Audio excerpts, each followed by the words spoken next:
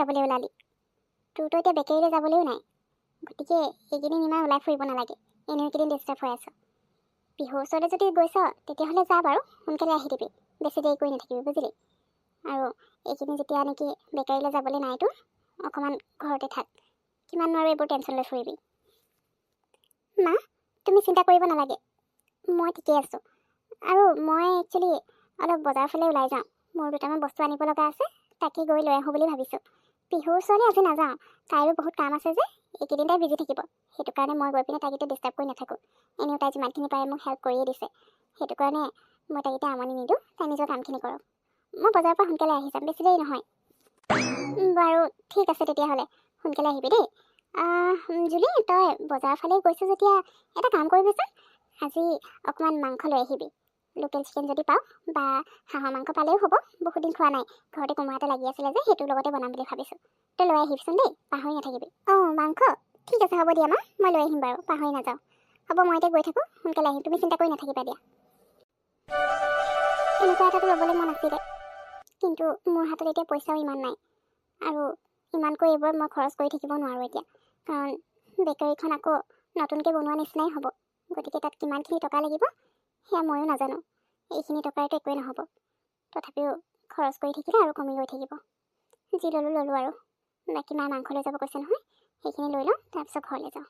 ইয়াত বেছি ফুৰি থাকিলে আৰু ইটো সিটো ল'বলৈহে মন যাব, কিন্তু এতিয়া ল'বলৈ মন গ'লেও ল'ব নোৱাৰোঁ যে, উপায় নাই আৰু।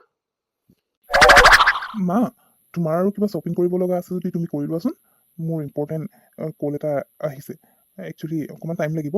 নহ'লে এটা কাম কৰা, মই গাড়ীতে ৱেইট কৰিছোঁ তোমাৰ কাৰণে। তোমাৰ কিবা ল'ব লগা আছে যদি আৰু লৈ লোৱা, তাৰপিছত তুমি আহি যাবা। মই আকৌ ইয়ালৈ আহি নাথাকোঁ। হয় নেকি? ঠিক আছে, হ'ব তেতিয়াহ'লে, তুমি যোৱা। মোৰ আৰু ৰ'বা, মই কাপোৰকে অলপ চাই লওঁ, যদি কিবা পচন্দ হয় লৈ ল'ম। মই আহি আছোঁ বাৰু, তুমি যোৱা। এয়া মই আকৌ কাক লগ পাই গ'লোঁ? বেকাৰীৰ অনাৰ জুলি। পিছে জুলি, তুমি ইয়াত কি কৰিছা? তুমি ইয়াতো শ্বপিং কৰিবলৈ আহা নেকি? ইমানখিনি টকা তোমাৰ হাতত আছে জানো ইয়াৰ পৰা কিবা ল'বলৈ? আচ্ছা, মইতো পাহৰি গৈছিলোঁ। মোৰ ল'ৰাৰ নিচিনা ধনী বয়ফ্ৰেণ্ড এটা পোৱাৰ পিছত আৰু তোমাকনো টকাৰ কমি হ'বনে? নহয় জানো? তাৰ টকাৰেই চাগে ইয়াত আহিছা বস্তু ল'বলৈ কাৰণে। প্লিজ, আপুনি মোক এনেকৈ ক'ব নোৱাৰে। আৰু আপোনাৰ হাতত কি প্ৰমাণ আছে যে মই আপোনাৰ ল'ৰাৰ টকাৰে ইয়াত শ্বপিং কৰিবলৈ আহিছোঁ? আৰু আপোনাৰ একচুৱেলি প্ৰব্লেমটো ক'ত, মই সেইটোহে বুজি পোৱা নাই। মোৰ প্ৰব্লেম তুমি হয়, তুমি। তোমাক যিদিনাৰ পৰা মই দেখিছোঁ নহয়, সেইদিনাৰ পৰা মানে মই কি ক'ম, নিজকে বুজাব পৰা নাই।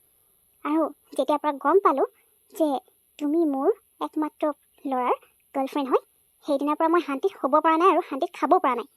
গতিকে মোৰ প্ৰব্লেম বেলেগ একো নহয়, মোৰ প্ৰব্লেম তুমিয়ে হয়, চবতকৈ ডাঙৰ প্ৰব্লেম। যেতিয়ালৈকে তুমি মোৰ ল'ৰাৰ লাইফৰ পৰা আঁতৰি নোযোৱা নহয়, তেতিয়ালৈকে এই প্ৰব্লেম মোৰ পৰা কেতিয়াও আঁতৰি নাযায়। বুজি পাইছা নহয় মই কি কৈছোঁ? কি কৰিছে? আৰু মায়ে জুলিৰ ওপৰত এনেকৈ চিঞৰিছে কিয়? মায়ে জুলিক ইমান কিয় বেয়া পায় মই সঁচাকৈ বুজি নাপাওঁ। এতিয়া মোক যাতে তেওঁলোকে দেখি নাপায়, তেওঁলোকৰ মাজত কি কথা হয় মই আজি শুনিব লাগিব, তেতিয়াহে যদি কিবা এটা গম পাওঁ। আণ্টি, মই নাজানো আপোনাৰ মোৰ লগত কি প্ৰব্লেম আছে। মইতো আপোনাৰ একো অনিষ্ট কৰা নাই। সেইদিনা জাষ্ট মই আপোনালোকৰ ঘৰৰ ভিতৰলৈ নুসুধাকৈ কি সোমাই গ'লোঁ, সেইটো কাৰণে আপুনি মোক টকা লোভী ছোৱালী বুলি ভাবি লৈছে। আৰু সেইদিনা মই পাৰ্মিশ্যন নোলোৱাকৈ নহয়, আপোনাৰ ছোৱালীয়ে মোক ভিতৰলৈ আহিবলৈ কোৱাৰ কাৰণে মই ভিতৰলৈ সোমাই গৈছিলোঁ। সেই কথাটোকে লৈ আপুনি মোক এনেকৈ কৈ আছে। সেইদিনা মই বেকাৰীলৈ আহি মোক ৱাৰ্ণিং দি থৈ গ'ল যে মই আপোনাৰ ল'ৰাৰ পৰা আঁতৰত থাকিব লাগে, আৰু এতিয়া এইবোৰ কৰি আছে আপুনি। এইবোৰ কৰি কি প্ৰমাণ কৰিব বিচাৰিছে? আপুনি আপোনাৰ ল'ৰাৰ কাৰণে বহুত ভাল ভাবিছে, তেনেকুৱা একো নহয়। যিদিনা আপোনাৰ ল'ৰাই এইবোৰ কথা গম পাব নহয় যে মোৰ বেকাৰীৰ যি অৱস্থা এতিয়া, সেইবোৰৰ পিছত যে আপোনাৰ হাত আছে, সেইদিনা কিন্তু আপোনাৰ ল'ৰাই মাফ নকৰিব। আৰু বাকী থাকিল টকাৰ কথা। মই ইমানো ভিখাৰী নহয় যে আপোনাৰ ল'ৰাৰ টকাৰ ওপৰত চকু ৰখাৰ কাৰণে মই আপোনাৰ ল'ৰাৰ লগত থাকিম আৰু আপোনাৰ ল'ৰাৰ টকাৰে মই শ্বপিং কৰি ঘূৰি ফুৰিম। যি কৰিছোঁ সেয়া মই নিজৰ শক্তিৰে যিমান পাৰোঁ সেইখিনি নিজে কৰিছোঁ। গতিকে আপুনি একো নজনাকৈ যি টি কথা কৈ মোক এনেকৈ ইনচাল্ট কৰিব নোৱাৰে। মই যি টি কথা কৈছোঁ, মোৰ ল'ৰাক মোৰ পৰা আঁতৰ কৰাৰ প্লেনিং কৰি আছা তুমি। তোমাৰ এই সপোন কেতিয়াও মই পূৰা হ'বলৈ নিদিওঁ। আৰু কি কৈছা, মোৰ ল'ৰাই যিদিনা এইবোৰ গম পাব সেইদিনা মোক মাফ নকৰিব? কিন্তু গম পাব কেনেকৈ? অ' আচ্ছা, তুমি ক'বা? তোমাক কি লাগিছে জুলি? তুমি মোৰ ল'ৰাক গৈ পিনে ক'বা যে তোমাৰ বেকাৰীৰ যি অৱস্থা সেয়া মই কৰোৱাইছোঁ আৰু মোৰ ল'ৰাই চকুমুদি তোমাৰ ওপৰত বিশ্বাস কৰি ল'ব? সেইটো ভুল কেতিয়াও নাভাবিবা। তেনেকুৱা একো নহয়। যিমানে যি নহওক, মই ৰাজীৱৰ মাক হয়, গতিকে সি মোৰ বাহিৰে আৰু বেলেগ কাকো বিশ্বাস কৰিব নোৱাৰে। এইটো কথা মনত ৰাখিবা। কি? তাৰমানে জুলিয়ে ঠিকেই কৈছিলে, তাই মিছা কথা কোৱা নাছিল। ইয়াত যি হৈ আছে গোটেইবোৰ মাৰ কাৰণে হৈ আছে। কিন্তু মায়ে এনেকুৱা কেনেকৈ কৰিব পাৰে? মই এতিয়া একো নকওঁ।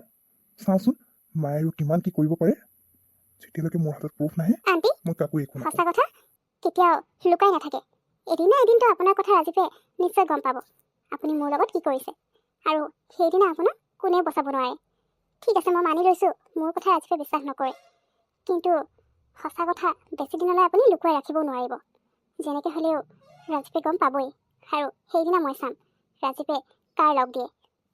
বাকী মই আৰু আপোনাক একো ক'ব নিবিচাৰোঁ। তাই মোক ভয় দেখুৱাব আহিছে। কেনেকৈ গম পাব? মই যিদিনা গম পাবলৈ দিম সেইদিনাহে সি গম পাব। কিন্তু মই এনেকুৱা কিয় কৰিম? নিজৰ ভৰিত নিজে কুঠাৰ মাৰিমনে? যেতিয়ালৈকে মই নিবিচাৰোঁ মোৰ বিষয়ে কোনো একো গম পাব নোৱাৰিব। আৰু তাই মোক ধমকি দিবলৈ আহিছে। কিমান ডাঙৰ ছোৱালী, হা? মোৰ লগত লাগিবলৈ আহিছে। ময়ো চাম নহয় তাই কেনেকৈ ওপৰলৈ উঠে। মা, তুমি কাক কি কৈ আছা? অ' ৰাজীৱ, তুমি ইয়াত কি কৰিছা? তুমিতো তলতে মোৰ কাৰণে ৰম বুলি কৈছিলা। আকৌ ইয়ালৈ কিয় আহিলা আৰু কেতিয়া আহিলা? অঁ মা, মোৰ কলটো মানে কথা পতা হৈ গ'ল। সেইটো কাৰণে ভাবিলোঁ তুমি কি শ্বপিং কৰিছা তোমাক অকণমান হেল্প কৰি দিওঁ, সেই বুলি আহিছিলোঁ। এই জাষ্ট আহিলোঁ, আহি দেখিছোঁ তুমি কাৰোবাক কিবা কৈ আছিলা। ফোনত কথা পাতি আছিলা নে কাৰোবাক গালি পাৰি আছিলা? গালি? নাই নাই ৰাজীৱ, মই আকৌ ইয়াত আহি পিনে কাক গালি পাৰি ফুৰিম? কাকো গালি পৰা নাই। একচুৱেলি মই কিবা এটা ভাবি আছিলোঁ, তাকে মানে মুখত বৰবৰাই আছিলোঁ আকৌ।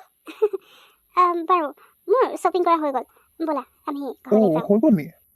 ঠিক আছে ব'লা তেতিয়াহ'লে গৈ থাকোঁ। ৰাজীৱৰ মাকেতো ঠিকেই ক'লে। মই তাক কথাখিনি কোৱাৰ পিছতো সি মোক বিশ্বাস নকৰিলে, আৰু মোক বিশ্বাস কৰিবইনো কিয়?